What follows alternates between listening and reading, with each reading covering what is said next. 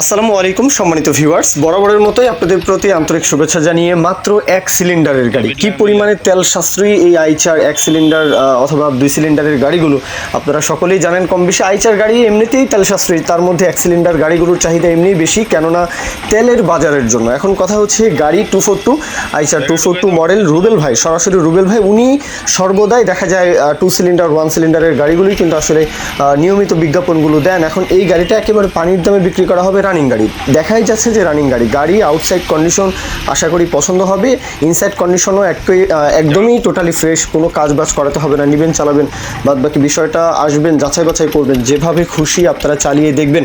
হ্যাঁ, normally caring করার জন্য, হ্যাঁ ইটবালি, হ্যাঁ তারপর কারো যদি নিজস্ব ব্যবসা থাকে তাদের জন্যই কিন্তু তারাই কিন্তু এইসব গাড়ি আসলে বেশি নেন, কেননা দেখা যায় যে ওই ভেকুর পয়েন্ট এইসব গাড়ি আসলে চলে না। হ্যাঁ, দেখা যায় যে নর্মালি রড সিমেন্ট বালু ইট বালি খোয়া এগুলা পরিবহন করার জন্য বেশিরভাগ ক্ষেত্রেই যারা ব্যবসা করেন তারা এইসব গাড়িগুলো নিয়ে নেন, কেননা তেলের যে বিষয়টা, তেল সাশ্রয়ী এই বিষয়টা মাথায় রেখে আসলে এই গাড়িটা কিনুন।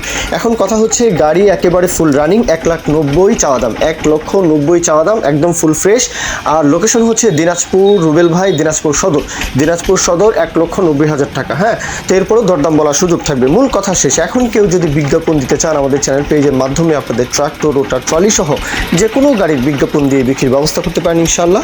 এ পর্যন্তই, আসসালামু আলাইকুম।